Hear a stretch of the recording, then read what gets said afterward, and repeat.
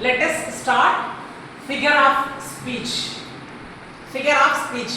Figure ன உடனே உங்க மைண்ட் எங்கெங்கயோ போகுது. வாயெல்லாம் பல்லுதா ஜீவா பயங்கரமா சிரிக்கிறான் பளிச்சுன்னு. ஃபிகர்னா மேக்ஸ்ல வேற. சொல்லுவாங்க இல்லையா? மேக்ஸ்ல ஃபிகர்னா என்னடா? டிஜிட். ஃபிகர்ன்றது நம்பரை குறிக்கும். இப்போ தமிழ்ல சாரி இங்கிலீஷ்ல ஃபிகர் ஆஃப் ஸ்பீச்ன்றது ஒண்ணும் இல்ல. அணி.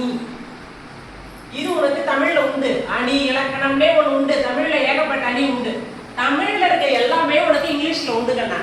தமிழ்ல என்னெல்லாம் உண்டோ அதெல்லாம் உனக்கு இங்கிலீஷ்ல உண்டு. சரி, தமிழ்ல உங்களுக்கு என்னென்ன அணி இருக்கு சொல்லுங்க பார்க்கலாம். என்னென்ன அணி இருக்கு? சவுண்டா சொல்லு. சே லவுட்லி. உருவக அணி, உவமை அணி. Very good. என்னமா? எடுத்துக்காட்டு உவமை அணி. அடுத்து நிறைய இருக்கே.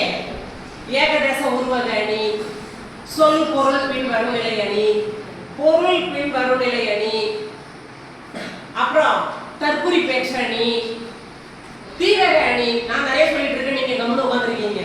நான் படிக்கிற காலத்துல வந்து இருக்கு. அந்த அணி இலக்கணத்திற்கு பெயர்தான் figure of speech. It is a poetical device. பாட்டினுடைய ஒரு கூறு, பாட்டினுடைய ஒரு பகுதி, பாடல்ல ஒரு பங்கு. இது figure of speechன்றது பாடல்கள்ல குறிப்பிடக்கூடிய ஒரு இலக்கண மரபு. தமிழ்ல இலக்கணத்துல நீ எப்படி பண்பு தொகை, ஆகு பெயர் அந்த மாதிரி எல்லாம் சொல்றோமோ அதே மாதிரி பாடல்களில் பயன்படுத்தக்கூடிய கூறுகள் தான் figure of speech, அணி இலக்கணம். உனக்கு தமிழ்ல என்னெல்லாம் இருக்கோ அதெல்லாம் இங்கிலீஷ்லயும் இருக்கு.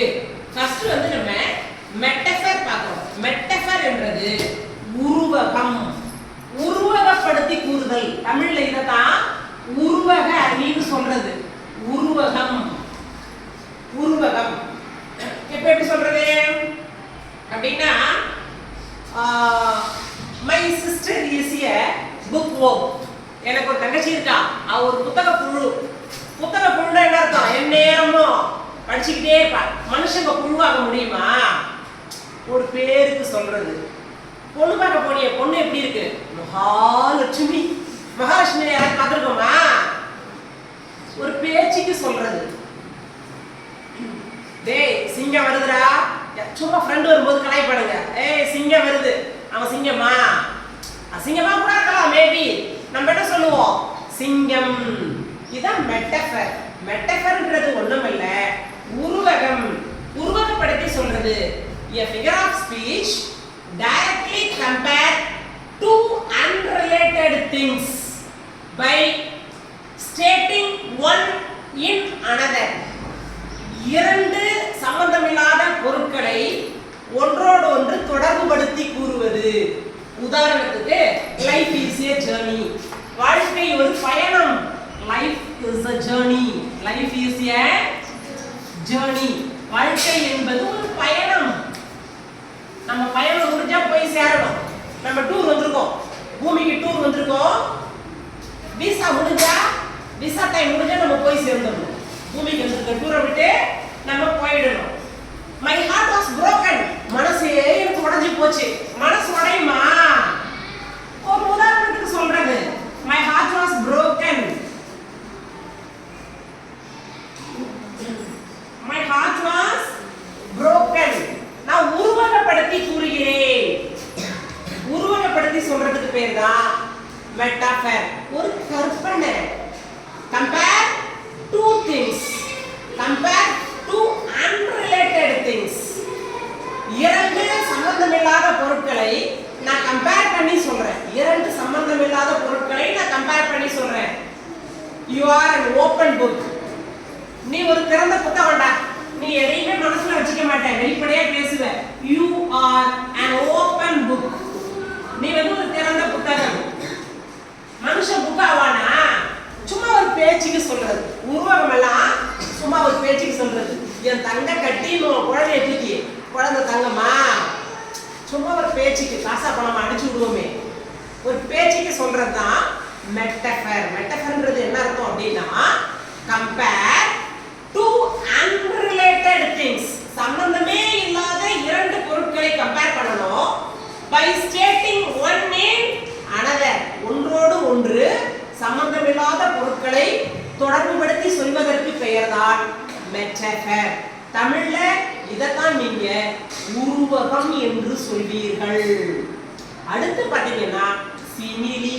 ஸ்மைல் படிக்க கூடாது, சிமிலி. சிமிலினா செய்வாங்க சாப்பிடுற ஐட்டம். இந்த கேழ்வரகெல்லாம் போட்டு அடலாம் செஞ்சு அதுல வேர்க்கடலாம் போட்டு இந்த ஏரியால ஒரு எடிபிள் ஐட்டம் இருக்கு, சாப்பிடுற ஒரு பொருள் இருக்கு, சிமிலி. அந்த சிமிலி இல்ல. சிமிலி என்றால் உவமை. உவமை உங்களுக்கு தெரியுமேமா தமிழ்ல ஒப்ப உவப போல தெரியுது இல்லையா? அதுதான் சிமிலி. சிமிலின்றது அர்த்தம் என்ன அப்படின்னா simile is a rhetorical device that makes comparison between two things using with look, like, as. இரண்டு பொருட்களை கம்பேர் பண்ணணும்.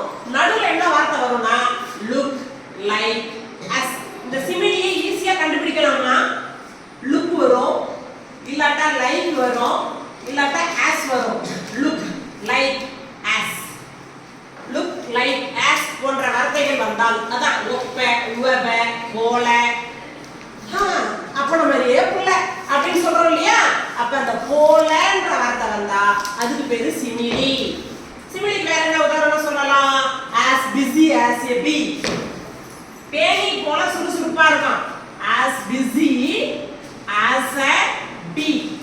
as என்ற வார்த்தை வந்தாலும் கூட look, like, as வந்தால் அதற்கு பெயர் சிமிலி. சிமிலி என்ன அர்த்தமா? சிமிலி is a comparison between two things using with the word look, like, as. இதுக்கு வந்து அத சொல்லுவான் எரும மாடு மாதிரி உட்கார்ந்திருக்கிய. உனக்கு என்ன கேட்பான்ல எரும மாடு மாதிரி இருக்கிய. பொண்ணு கிளி மாதிரி இருக்கு, மாதிரி போல. இந்த மாதிரி வார்த்தைகள் வந்தால் சிமிலியை ஈஸியா கண்டுபிடிக்கலாம். லுக் வரும், லைக் வரும், as வரும். he swims like a dolphin. அவன் டால்பின் மாதிரி நீந்துறான். he swims like a dolphin.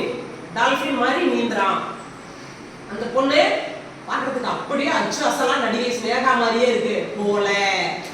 Like என்ன அர்த்தம்? போல. Look, like, as. இந்த மாதிரி வார்த்தைகள் வந்தால் அதற்கு பெயர் சிமிலி. உனக்கு இது புரியும். மெட்டஃபர் கொஞ்சம் குழப்பமா இருக்கும். ஒண்ணும் இல்ல, ரெண்டுமே ஒண்ணுதான். இம்ப்ளைடு சிமிலி தான் மெட்டஃபர். அதாவது போலன்ற வார்த்தை பயன்படுத்தாம இதுவுமே ரெண்டு பொருளை கம்பேர் பண்றதுதான், இதுவுமே கம்பேர் பண்றதுதான். ஆனா சிமிலி என்ன அர்த்தம்? போலன்ற வார்த்தையை பயன்படுத்தினா அது சிமிலி. போல, இதை போல, அதை போல. சும்மா வைரம் போல ஜொலிக்குதுடா நட்சத்திரம். இன்னைக்கு வந்து பாரு வானத்துல நட்சத்திரங்கள்லாம் இன்னைக்கு வைரம் போல ஜொலிக்குது. போலன்ற வார்த்தை இருக்கு. அதை போல, இதை போல, உன்னை போல. உன்ன மாதிரி என்ன நினைச்சுக்காத. உன்னை போல் என்னை நினைக்காதே, போல. அதான் தமிழ்ல ஓம உறுப்புகள் 6 இருக்கும் இல்லையா? என்னென்ன? நல்ல தமிழ் இலக்கணம் படிச்சிருக்கீங்கம்மா. தமிழ் இலக்கணம் அருமை, அதுல இங்கிலீஷ் இலக்கணம் அதை விட சூப்பரு. சரி, அதான் இந்த ஒப்ப உவப போல, ஒன்றை போல இருக்கிறதுக்கு பேர் தான் சிமிலி. மெட்டஃபர்ன்றது உருவகம், அதாவது ஒரு கற்பனையில சொல்றதுதான்.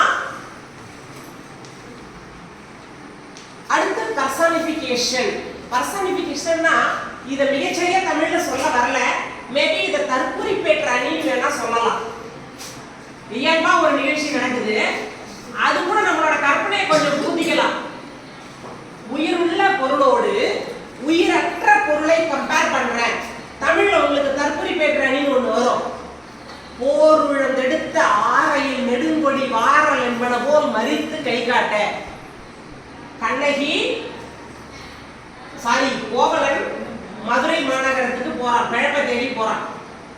அப்ப அந்த மதில் சுவரில் இருந்த கொடிகள் எல்லாம் வராத வராதுன்னு அசைஞ்சுதான், வராத வராதன்னு கையை காட்டுற மாதிரி அசைஞ்சுதான். ஆக்சுவலா அது காத்துல அசையுது, கவிஞனோட கற்பனை என்ன? அது வராதன்னு அசைஞ்சுதான். வந்தா செத்துருவே, மதுரைக்கு வராத, உன்னை கொல்ல போறாங்க, வராதன்னு அசைஞ்சுதான். தற்செயலா நடந்த ஒரு நிகழ்ச்சியில கவிஞன் என்ன பண்றான்? தன்னோட கற்பனையை கொண்டு போய் வைக்கிறான். அதனாலதான் அதுக்கு பேர் தற்குறி பேற்றாணி.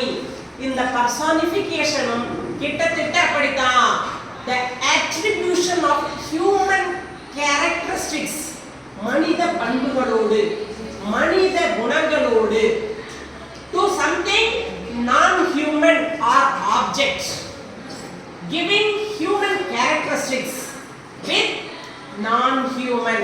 மனித பண்புகள் இருக்கணும், ஆனா அதை என்ன பண்ணணும்? விலங்குகளோட கொண்டு போய் கம்பேர் பண்ணணும், அல்லது உயிரற்ற பொருட்களோடு கம்பேர் பண்ணணும். அதுக்கு பேர் தான் பர்சானிஃபிகேஷன். உதாரணத்துக்கு நான் சொல்றேன் பாரு. My phone died. என் போன் செத்து போச்சு. போன் சாகுமாடா? My phone died. என் போன் செத்து போச்சு. இந்த டைட்ன்றது யாருக்குள்ள பண்பு? சாகிறதுன்றது யாருக்குரிய குணம்? மனுஷங்களுக்கு. என் போன் செத்து போச்சுன்னு சொல்றோம். My phone died. My phone died. The trees danced in breeze. மரம் டான்ஸ் ஆடுதா? மரம் டான்ஸ் ஆடுமா? டான்ஸ் ஆடுறது யாரோட கேரக்டரிஸ்டிக்ஸ்? ஹியூமன் அட்ரிபியூட்ஸ், மனிதர்களினுடைய பண்பு. டான்ஸ் ஆடுறதெல்லாம் மனிதர்களினுடைய செயல், மனிதர்கள் செய்யக்கூடிய செயல். அதை நான் கொண்டு போய் எங்க கம்பேர் பண்றேன்? மரத்துல காத்து ஆடுறத டான்ஸ் ஆடுதான் அது. நல்ல கவனி. இங்க லுக் லைக் போட்டா சிமிலி ஆயிடும். இதே வார்த்தை my phone died like a human எழுதிட்டா சிமிலி ஆயிடும். என் போனே மனுஷங்க மேலே செத்து போச்சு. ஆனா நான் இங்க லுக் லைக் போடல. பர்சானிஃபிகேஷனுக்கும் சிமிலிக்கும் உள்ள வித்தியாசம் என்னன்னா, ரெண்டுமே ஒண்ணுதான். பர்சானிஃபிகேஷனா உயிருள்ள பொருளோடு உயிரற்ற பொருளை கம்பேர் பண்றது. சிமிலினா அதுவும் கம்பேரிசன் தான், ஆனா என்ன இருக்கும்? லைக், லுக், ஆஸ் போன்ற வார்த்தைகள் இருக்கும். இது ரெண்டு தான் வித்தியாசமே. சரியா? அடுத்து பாரு. The moon follows me. The moon follows me. நான் நடந்து போயிட்டு இருக்கேன். The moon follows me. நிலா என் கூடவே வருது. பௌர்ணமி அன்னைக்கு சின்ன பிள்ளைங்க நம்ம நடந்து பார்த்துட்டு போவோம். பார்த்திருக்கியா? மேல பார்த்துட்டே அப்படியே போவோம். நிலாவும் நம்ம கூடவே வர மாதிரியே இருக்கும். என்னன்னா இது நம்மளை ஃபாலோ பண்ணுது. இந்த ஃபாலோ பண்றதுல யாரோட கேரக்டர்? Human nature. அப்ப இந்த மூன் என்ன பண்ணுதா? follows me. இந்த ஃபாலோன்றது ஹியூமன் அட்ரிபியூட்ஸ், மனிதர்களுக்கான பண்பு. பின் தொடர்தல்லாம் மனிதர்களுக்கான பண்பு. நிலவு என்னை பின்தொடர்கிறதுன்னா என்ன அர்த்தம்னா, நிலம் நம்மளை ஃபாலோ பண்ணுமா? நம்ம அப்படி நினைச்சுக்கிறோம். இதுக்கு பேர் தான் பர்சானிஃபிகேஷன். புரியுதா புரியலையாமா? நல்லா அந்த சென்டென்ஸை நீ படிச்சு பார்த்தீனாலே உனக்கு புரியும். பர்சானிஃபிகேஷன்ங்கிறது ஒண்ணுமில்ல, the attribution or human characteristics to something non-human. மனித பண்புகளோடு மனிதத்தன்மையற்ற, அதாவது மனிதத்தன்மைனா மனிதாபிமானம் இல்ல, மனிதர்கள் அல்லாத விலங்குகளோ பொருட்களோ மரம் செடி கொடிகளோ இவற்றோடு கம்பேர் பண்ணும்போது அதுக்கு பேர் தான் பர்சானிஃபிகேஷன். நல்ல கவனிக்கணும். மெட்டஃபர்ன்றது உருவகம். நேரடியா சொல்றேன். மனசே உடைஞ்சு போச்சு. மனசு உடையுமா? அது என்ன கண்ணாடி பாட்டில் கீழே போட்டா உடையறதுக்கு? மனசே எனக்கு சரியில்லைடா, மனசே உடைஞ்சு போச்சு. என் தங்கச்சி இருக்காளே, ஒரு புத்தக புழு. எங்க அண்ணா இருக்கானே, அவன் அந்த ஏன் நைட்டெல்லாம் தூங்காம முடிச்சுட்டே இருப்பான். நைட் ஓல்னு சொல்லுவாங்க இங்கிலீஷ்ல ஒரு வார்த்தை. நைட் ஓல்னா என்ன? தூங்காம முடிச்சுட்டு இருக்கிறவங்களுக்கு பேரு night owl. My brother is a night owl. என்னோட சகோதரன் ஒரு இரவு நேர ஆண்டன். இதெல்லாம் என்னது? மெட்டஃபர். பர்சானிஃபிகேஷன் என்ன அர்த்தம்? ஹியூமன் அட்ரிபியூட்ஸோட என்ன பண்றோம்? கம்பேர் வித் நான் ஹியூமன், மனிதர்கள் அற்ற பொருளை கம்பேர் பண்றது தான் பர்சானிஃபிகேஷன். சிமிலியும் கம்பேரிசன் தான், ஆனா என்ன இருக்கும்? லுக், லைக், ஆஸ் போன்ற வார்த்தைகள் இருக்கும். Very good. அடுத்தபடியா நம்ம பார்க்க போறது ஆக்சிமோரான். ஆக்சிமோரான்னா முரண்பாடு. நல்ல கவனி. ஆக்சிமோரான்னா முரண்பாடு. இந்த ஆக்சிமோரானுக்கும் இந்த கான்ட்ராஸ்ட் அல்லது கான்ட்ராடிக்ஷனுக்கும் பெருசா வித்தியாசம் இல்லை. Little bit of difference only. It is a figurative word. Oxymoron is a figurative word. Directly combined two words, directly combined two words that seem to be the opposite words. எதிரெதிர் சொற்கள் பக்கத்திலே வரும். இங்க வாயேன், ஏன் நான் சொல்ல மாட்டேன், பெரிய open secret. Open secret. Open என்ன அர்த்தம்? வெளிப்படையா. சீக்ரெட்னா ரகசியம். அது என்ன வெளிப்படையான ரகசியம்? எதிரெதிர் சொல்ல போயிடுச்சு இல்லையா? Open secret. It's a bitter sweet. எதுக்கு தான் ஆகணும்? கசப்பான ஒரு உண்மையை உங்களுக்கு சொல்லட்டுமா? உண்மையை சொல்லணும். அதே சமயம் அந்த உண்மையை சொன்னா உங்க மனசு கசப்பாயிடும். ஆனா அதை நான் சொல்லி தான் ஆகணும். அப்ப என்ன சொல்லுவாங்க? It is a bitter sweet. கசப்பான இனிப்பு. கசப்பான இனிப்பு. bitter sweet. எதிரெதிர் சொற்கள் பக்கத்துல வரும். combined two words that seems to be the opposite of each other. எதிரெதிர் சொற்கள் பக்கத்தில் வரும். உனக்காக தான் ராப்பகலா உழைக்கிறேன். இரவும் பகலும் பக்கத்துல இருக்கு பாரு. உனக்காக தான் இரவு பகலாக உழைக்கிறேன். இரவு அதனோட எதிர்ச்சொல் பகல். வாழ்க்கை என்றால் மேடு பள்ளம் இருக்கத்தான் செய்யும். மேடு எதிர்ச்சொல் பள்ளம். அதேதான் ஆப்போசிட் வேர்ட்ஸ் பக்கத்துல வரணும். Opposite words of each other பக்கத்துல வரணும். அதுக்கு பேரு ஆக்சிமோரான். இப்போ நம்ம கான்ட்ராடிக்ஷனுக்கு வருவோம். இந்த கான்ட்ராஸ்ட் அல்லது கான்ட்ராடிக்ஷன்னாலும் ஆக்சிமோரான்னாலும் கிட்டத்தட்ட ஒண்ணுதான். சின்ன டிஃபரன்ஸ் தான் இருக்கும். ஆர் அண்ட் அந்த மாதிரி வார்த்தை வந்துச்சுன்னா அதை நம்ம கான்ட்ராஸ்ட் அல்லது கான்ட்ராடிக்ஷன் சொல்லுவோம். லைஃப் போயம்ல வரும். லைஃப் போயம்ல நிறைய இருக்கு. Rough or smooth. Rough or நடுவுல ஆர் வந்துருச்சு. Rough or smooth. அடுத்து hill or down. Youth and age.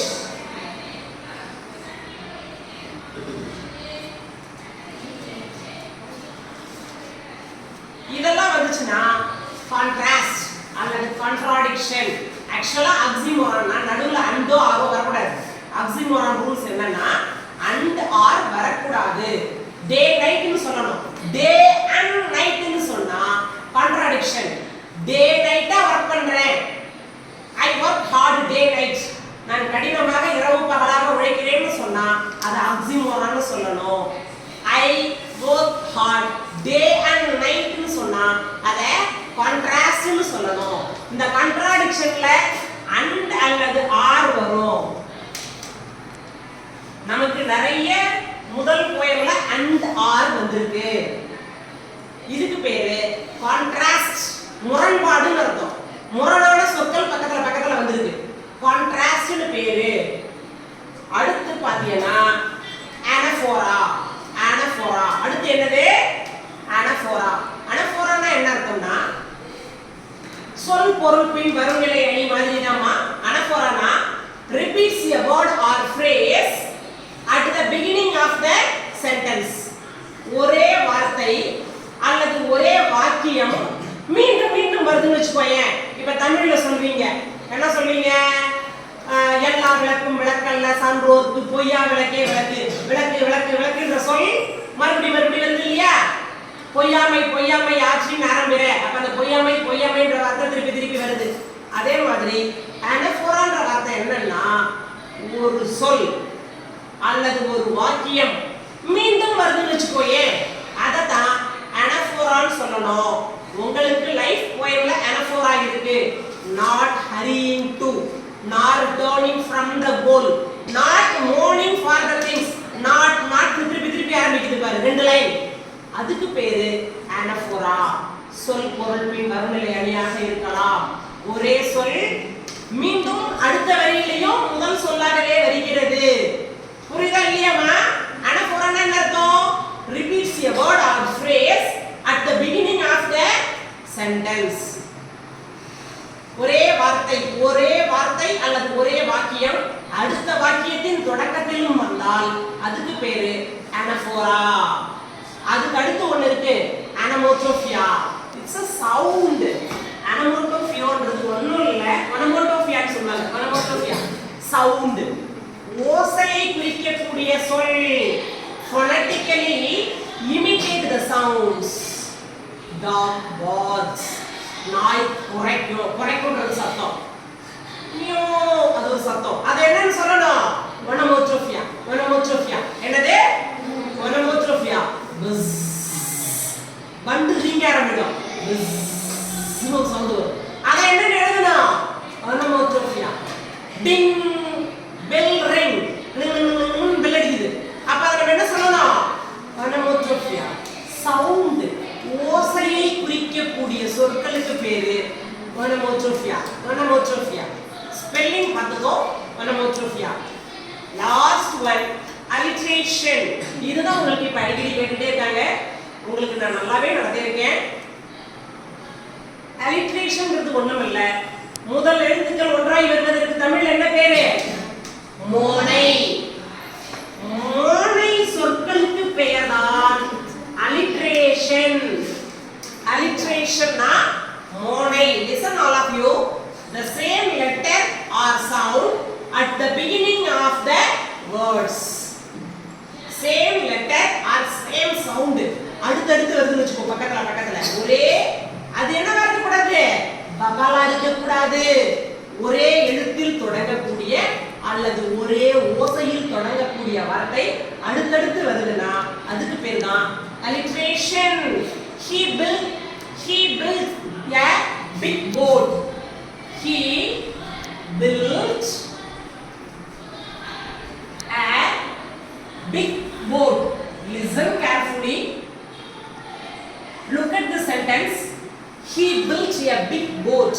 அவன் ஒரு பெரிய படகை கட்டினான் அல்லது செய்தான். பட் பீன்றது தான் alliterative word நமக்கு தெரியும். built b big boat. கவனிக்கணும். same letter or same sounds at the beginning of the words. ஒவ்வொரு வார்த்தையிலும் தொடங்கக்கூடிய முதல் எழுத்துக்கள் ஒன்றாக இருக்க வேண்டும் அல்லது அந்த ஓசை அந்த சவுண்ட் ஒண்ணா இருக்கணும். அதுக்கு பேர் தான் alliteration. உங்களுக்கு புரியும்னு நான் நினைக்கிறேன். alliterating உங்களுக்கு தெரியும். simile நீங்க கண்டுபிடிச்சிடலாம். and onomatopoeia நீங்க கண்டுபிடிச்சிடலாம். சவுண்டர்ஸ் குறிக்கக்கூடிய சொல்லுன்னு சொல்லியிருக்கேன். மெட்டஃபர் பர்சனிஃபிகேஷன் ரெண்டா தான் நீங்க குழப்பிப்பீங்க. பர்சனிஃபிகேஷன்னா மனுஷன் மாடுன்ற வார்த்தையை ஞாபகத்துல வச்சுக்க. மனுஷனா மாடு கூட கம்பேர் பண்றது. மனுஷன் மாடு. இப்ப தமிழ்ல ஒரு பாட்டு இருக்கு. சிங்கம் ஒன்று கூறப்பட்டதேன்னு ஒரு பாட்டு ரஜினிகாந்துக்கு போடுவான். அப்ப ரஜினிகாந்த் யாரா? சிங்கமா. சிங்கம் ஒன்று கூறப்பட்டதே அது என்னது? சிங்கம் ஒன்று கூறப்பட்டதேன்றது என்னது? மெட்டஃபர். சிங்கம் ஒன்று கூறப்பட்டதேன்றது மெட்டஃபர். சிங்கம் போல நடந்து வந்தா செல்ல பேராண்டின்னு ஒரு பாட்டு. சிங்கம் போல அப்ப அது என்னது? சிமிலி. Very good. போல சிங்கமே வருது. சிங்கம் ஒன்று கூறப்பட்டதே அப்படின்னு பண்ணா என்னது? மெட்டஃபர். அது ஏன்னா ரஜினி சிங்கம் போல இல்ல, ரஜினி தான் சிங்கமா. சிங்கம் ஒன்று கூறப்பட்டதே ஒரு பாட்டு வரும். அது மெட்டஃபர். சிங்கம் போல நடந்து வரா செல்ல பேராண்டி. உங்களை என்னமோ ஒரு பாட்டு வரும் அந்த விக்ரம் படத்துல. அப்ப போலன்ற வார்த்தை வந்துருச்சு. அது என்னது? சிமிலி. அவ்வளவுதான். புரிஞ்சுதா புரியலையாமா? இதுதான் ஃபிகர் ஆஃப் ஸ்பீச். அணி இலக்கணம். Metaphor, simile, personification, oxymoron, contradiction or contrast, anaphora, onomatopoeia, alliteration. Assonance எல்லாம் இருக்கு. அது வந்து vowel sounds வரணும். அதெல்லாம் உங்களுக்கு அதிகம் கேட்டதில்லை. உங்களுக்கு ரிப்பீட்டடா கேட்கறது இதுதான். அதிகமா பாத்தீங்கன்னா சீக்ரெட் ஆஃப் தி மெஷின்லலாம் நிறைய வந்து மெட்டாஃபர் தான் இருக்கும். சீக்ரெட் ஆஃப் தி மெஷின்லலாம் நிறைய மெட்டாஃபர் இருக்கும். பர்சனிஃபிகேஷன் இருக்கும். ஐ எம் எவ்ரி உமன்ல நிறைய மெட்டாஃபர் இருக்கும். ஐ எம் எவ்ரி உமன் போயம்ல பாத்தீங்கன்னா நிறைய மெட்டாஃபர் வரும். சரியா? ஓரளவுக்கு புரிஞ்சுதாம்மா? கெஸ் பண்ணி எழுதிடுவீங்களா? Very good. தேங்க்யூ.